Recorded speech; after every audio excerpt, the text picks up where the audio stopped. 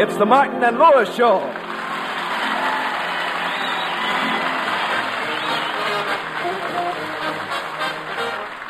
From New York, the Martin and Lewis Show. Our guest tonight, Henry Fonda, and featuring Flo McMichael, Dick Stabile and his orchestra, and starring Dean Martin.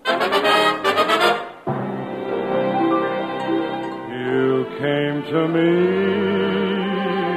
from out of nowhere. You took my heart and set it free. And Jerry Lewis. You came to me from out of nowhere, Ethel Hockenhaven, and I loved you madly. Your hair so black, and eyes so blue, and lips so soft, and neck. Yes, you did, with anyone who came along. This is a pretty big day for Dean and Jerry. They finally have tickets to see Henry Fonda in his Broadway hit play, Mr. Roberts. Right now, we find them in their apartment, getting ready to go to the theater tonight. Hey, Dean, why do we have to wait so long to get these tickets to see Mr. Roberts? Well, Jerry, the play's a very big hit. It's been running for over a year. Remember that time in Atlantic City when we just started our act and we flopped? Well, what about it? We were running for 2 days. You know, I'm glad we got these tickets to Mr. Roberts. Everybody's talking about it, and besides, you could stand a little cultural background. You're so good to me. You try to improve me. You stick up for me when I get into trouble. Oh, I don't do so much. Yes, you do, Dean, and I appreciate it. You're a swell guy, Dean. Oh, Jerry. I mean it. And, Dean, remember the other night when you were hanging up your pants and a quarter fell out on the floor? Quarter? You told me it was a dime. Here's the other 15 cents. I'll get it. Okay. Hello? Oh, Associated Press? Yes? You sure it's true, huh? It couldn't be a mistake? And I've been hoping against hope that it was all a rumor. I see. Goodbye. Jerry, what's wrong? I'll just have to face it, Dean. I've lost Rita.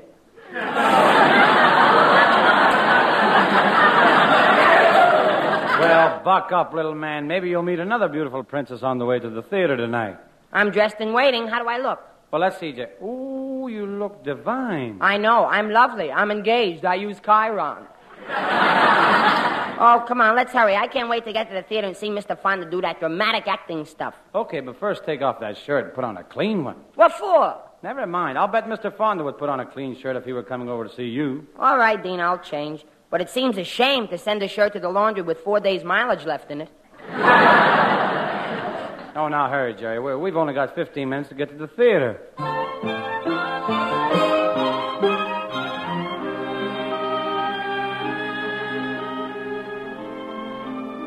Now we're in the Alvin Theater, 52nd Street, just off Broadway. For the last 2 hours, Dean and Jerry have been engrossed in the famous play, Mr. Roberts, the story of a Navy cargo ship in the South Pacific theater of war. Look, while Mr. Roberts is packing his things, Jerry leans over to whisper to Dean. Gee, it's so wonderful, Dean. I think I'm going to bawl. Yeah. Now that the Navy's finally going to give Mr. Roberts a transfer he wanted, he doesn't want to leave the guys on his boat, huh? Shh. I wish you hadn't told me, Doc. Makes me look kind of silly after what I said just now. But I didn't mean it, Doc. I was afraid to say what I really feel. I love those jerks, Doc. I think they're the greatest guys in the world. And all of a sudden I feel there's something wrong. Something terribly wrong about leaving them. Gosh, Doc, what am I going to say to them? Gee, Henry Fonda's really terrific, huh, Dean? That's what I want to be. A great actor.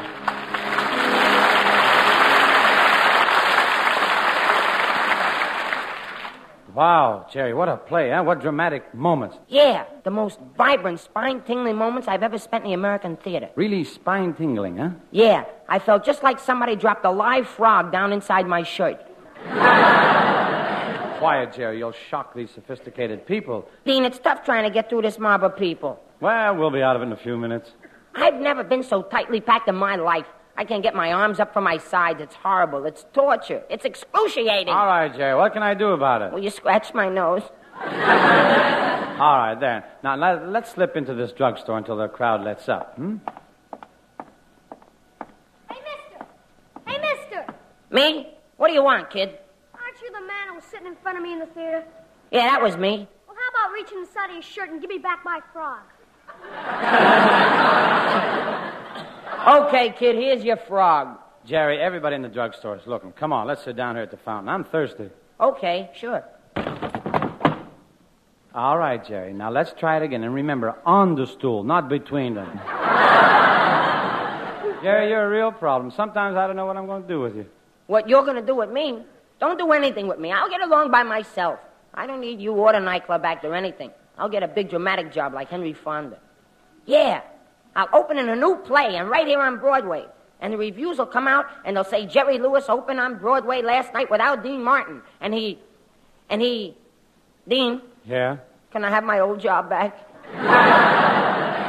I can't give you your job back. It's your act as much as mine. We're partners. We're pals. You know, we've always gone 50-50 on everything. 50-50 on everything? Sure. Then why do I always get the ugly one? Well, I'm going to have pretty girls running after me from now on. Yes, go on. When I was sitting there watching Henry Fonda tonight, I said to myself, I shouldn't be a comedian. I should be playing romantic leading man parts like Henry Fonda. Sorry I kept you guys waiting. What you want to order? In a minute. And, Dean, I could do the thing that sailor did in the play. Remember, Dean? It went something like this. Here I am on this forgotten, forsaken supply boat, doing nothing, while somewhere out there men are fighting a war. Ah, the monotony of it all. The boredom, the frustration, and every day the pitiless tropical sun beating, burning down on my head. But I won't give up. I won't give up. I won't. Hey, buddy. Yeah? Take it from me. Give up. Now, listen, waiter, I don't have to sit here and have you tolerate me. Quiet, Jerry. Let's order. I'm serious. I'm going over to that theater and I'm going backstage and talk Henry Fonda into giving me a job acting in Mr. Roberts. Nothing will stop me. Okay, but wouldn't you like a sundae first? Okay, you want a sundae. What kind? A marshmallow sundae. But it's all different kinds of things in a sundae. You take a big glass, see, and you put marshmallow in the bottom of the glass and then 2 scoops of delicious but fresh vanilla ice cream. Then you put chocolate ice cream on top of that and some vanilla syrup. Then you put pineapple chunks on top of that with some strawberries, and you can get some fresh limes and lemons and put it on the top of that. And then some more, put some whipped cream and some nuts, and then you can put some cherries, 2 dips of chocolate, and syrup on top of that. Okay, buddy. Can you come in Monday for a fitting? I hope you weren't really serious about going to the theater to ask Henry Fonda for a job in Mr. Roberts. No, I don't think I'll ask him. I'll just tell him that I'm available, and here's his chance to introduce a great dramatic talent to New York. And I'll tell him that I studied on the continent. On the continent? Where on the continent? Pittsburgh. Now, do you want me to say that you can play a romantic, handsome leading man? Well, why not? I've got all the qualifications. I've got what it takes. I've got a rich, thrilling, deep voice. I'm tall and muscular. I've got a beautiful profile, kissable lips. I'm strong. Women go after me. I have wavy black hair and look how they're staring at me. Jerry, look who just walked in, our secretary. Hello, Mr. Martin. Hi, Mr. Lewis. Florence, what are you doing here? Oh, I just dropped into the drugstore to buy some lipstick. There's the counter right there. Boy, look at the different colors. Fatal apple, bachelor's carnation, pink lightning. Oh, I don't want any of those lipsticks. I always get some in a little bottle, and it really stays on good. What's it called? Mercurochrome. You mean this mercurochrome is really kiss-proof, huh? I guess so. I've been wearing it for 8 years, and nobody's tried to kiss me yet. What you need, Florence, is some real good perfume. Well, that'll make me meet men? Sure, and look at these brands here. Savage, helpless, quivering, frantic. Goodness, I just want to meet a man. I don't want to drive him crazy. Well, what perfume do you like best, Florence? Well, I used to use a perfume that was double guaranteed to stop men dead in their tracks. What was it? Platine? 20 carat? Oh, no. This wasn't that subtle stuff. This had a direct approach to men. What was it called? Pucker, sucker. You know, it's nice you two dropped into this drugstore. Now they've got dopes on both sides of the counter. You'll find out how dopey I am when I'm a big hit in Mr. Roberts. I'm going over to the theater and see Henry Fonda right now. Jerry, wait for me. Bye, Florence. Bye.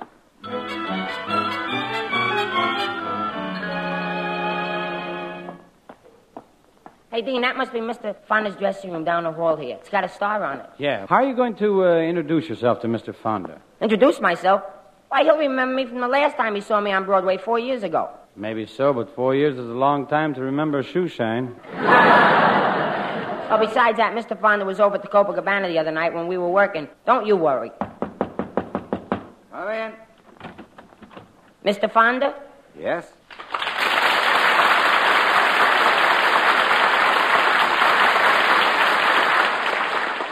Mr. Fonda, I'm Jerry Lewis, and this is my partner, Dean Martin. You remember us. I do? Well, sure. You were at the Copa the other night when we were working there. Surely, at least you remember me. Oh, yes, I do remember you now. Say, you never did bring me that second cup of coffee I ordered. Jerry's not a waiter, Mr. Fonda. He's the comedian at the Copa. You know, he's the one who got all the laughs. Laughs? It was so quiet during the floor show I could hear a pin drop. In fact, I did hear a pin drop. That was me. I stumbled. I better explain, Mr. Fonda. We know you saw our act at the Copa, and we were wondering what you thought of Jerry's acting. How about it? Good, bad, or indifferent? Well, that just about sums it up. What do you mean that just about sums it up?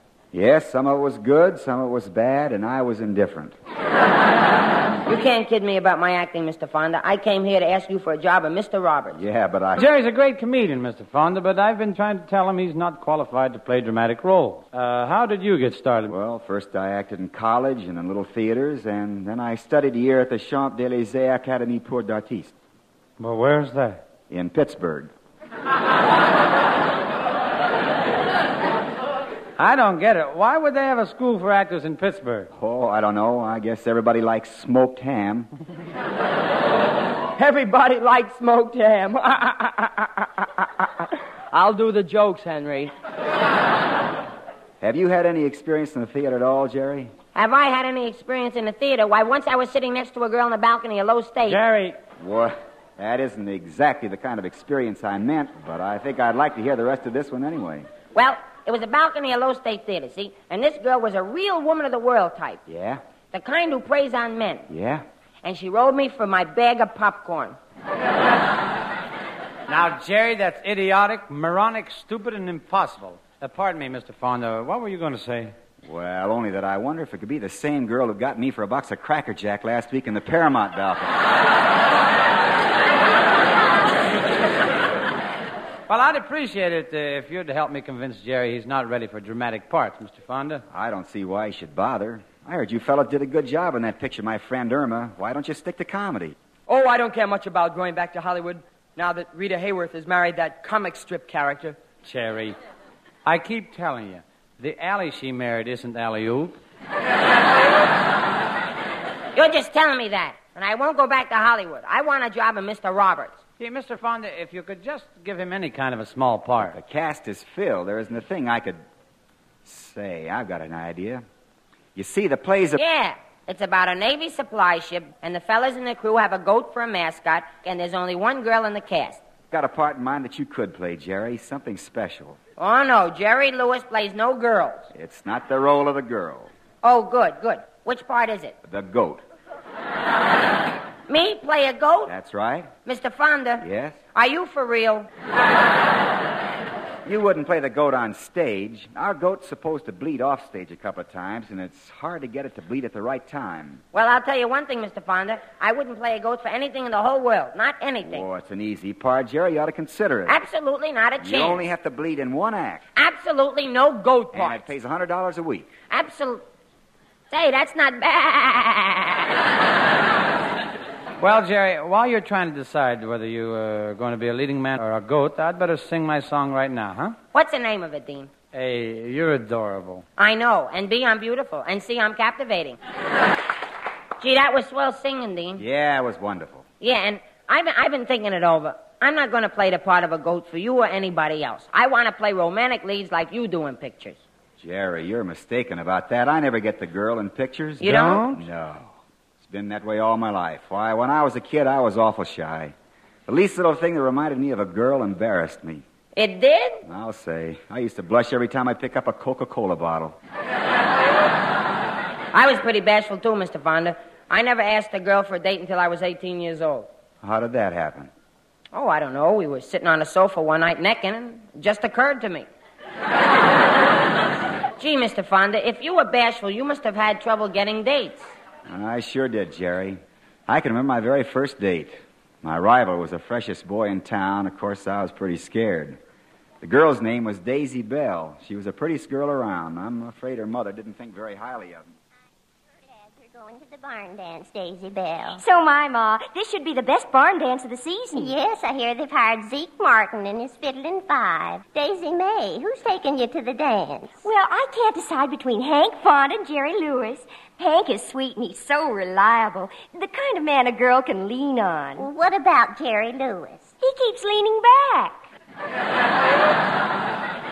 Well, that Hank's a nice boy, but he's so bashful.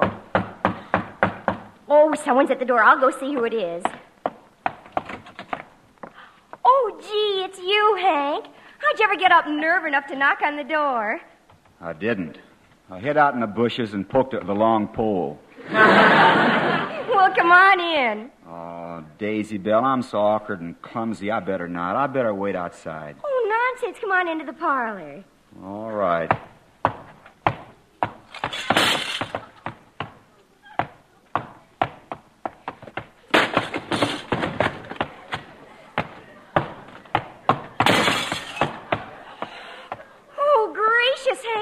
You knocked over 2 lamps in the end table, you broke the legs off the sofa, and stuck your foot through the front window.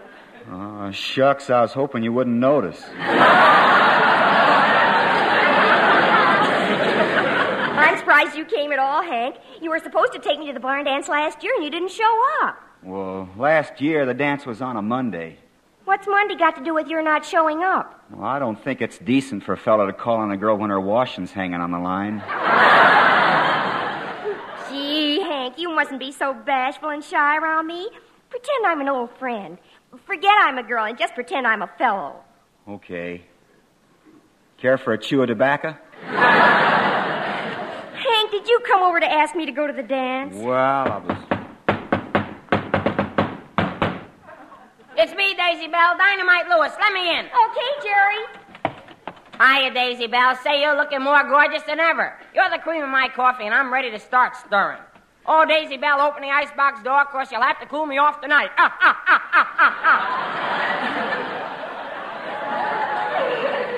Oh, Jerry, you're so witty. Hank, why don't you say things like that? I'd rather die. Gee, Jerry, what's that you got your hair slicked down with? Mobile oil? No, this is something new. Moose grease. Moose grease? Yep. Guaranteed to grow antlers in 30 days. What do you want antlers for? Oh, I don't know. Someplace to hang my hat. Oh, Jerry, you're a card. Come on, Daisy Belle. Let's go to the dance. Hey, that's Zeke Martin. I asked him to come by and take us to the dance in his car. Oh, wonderful. Hank, you come along, too. Okay, there's just one thing first. What? Can I take my foot out of the window now? Come on, Hank. Zeke's got to get there and start the music. Come on in, pile in the car. Goodness, Zeke Martin in person. Well. Hello, baby. Well, we're all in, Zeke. Let's get going.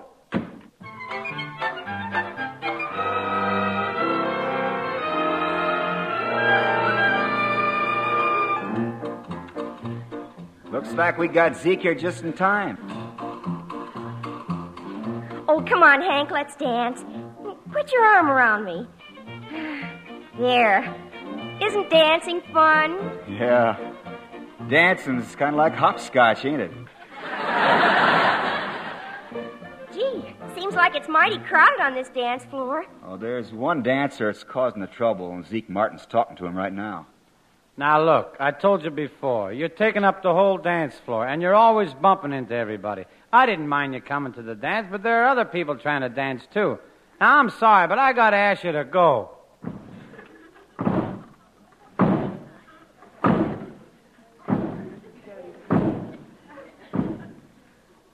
Oh, well, I was tired of dancing with that elephant anyway.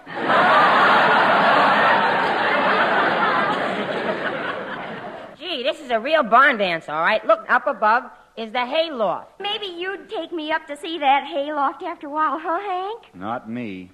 Last time I took a girl up there, I lost a box of Cracker Jack. Say, they've got the barn fixed up real fancy. It was a good idea decorating the walls with those hollowed-out pumpkin heads. Yeah. Just look at this funny-looking one here. Please, you got your finger in my eye. You quit being so smart, Alecky Jerry Lewis. Now, don't get mad at me, Daisy Belle, because I think you're peachy. Please, Jerry, you're interrupting. Hank, would you like to take me out more often? Yep. I'd like it to be my steady sugar cake, Daisy Belle. Would you like to take me out tomorrow, Hank? Yep. It's no use. I can't compete with that smooth line he's got. My, I wish I had a glass of punch from that big punch bowl there. I'll get it for you, honey. No, I'll get it for Daisy. No, I'll get it. No, I will. No, you look out there. I got there now. Oh, Hank! Hank, do something. Jerry's going down for the third time. Well, never mind the punch, Daisy Belle. I got a little something on my hip here. Care for a nip? See? Oh, gee, Hank. Real sarsaparilla. Yeah. And I spiked it up with a little something potent. You mean? Yeah. I mixed a slug of peanut butter in it. Oh, there ain't going to be any more dancing right now. It's time for the entertainment. And now, ladies and gents, we have that popular vocal trio, the Swampwater Three, consisting of Zeke Martin. Thank you, one and all I can say is, aha. And Fancy Pants Jerry Lewis. Aha. And finally, the hillbilly Vic Damone, Hot Lips Fonda. Aha. And now we hear a little ditty. Rendered by the Swampwater Boys called Drop Dead, Little Aha, Drop Dead. Hit it, fellers.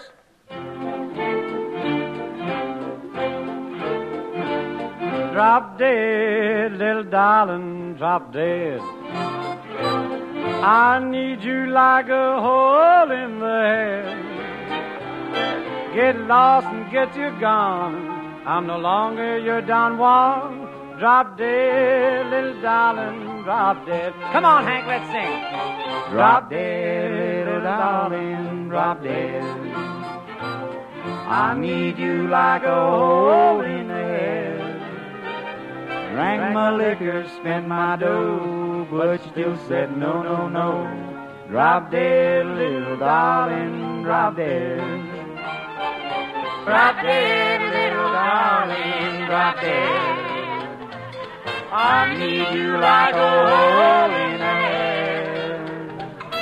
Get lost and get you gone. I'm no longer your Don Juan. Drop dead, little darling, drop dead.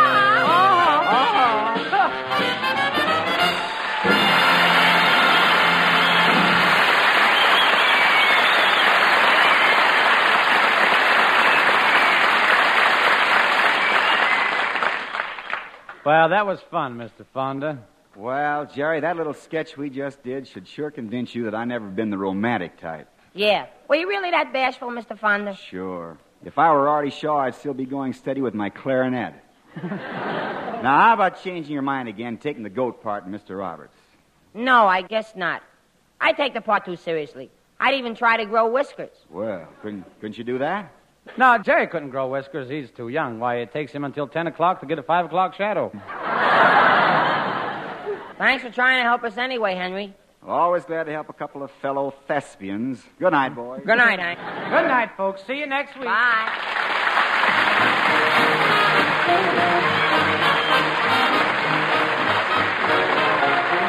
The Martin and Lewis Show, transcribed in New York, is produced and directed by Robert L. Redd and written by Ray Allen and Dick McKnight. Next week, Dean and Jerry's guest will be Miss Marilyn Maxwell. This is Wayne Howell, suggesting you tune into your NBC station each Sunday evening at this same hour for The Martin and Lewis Show.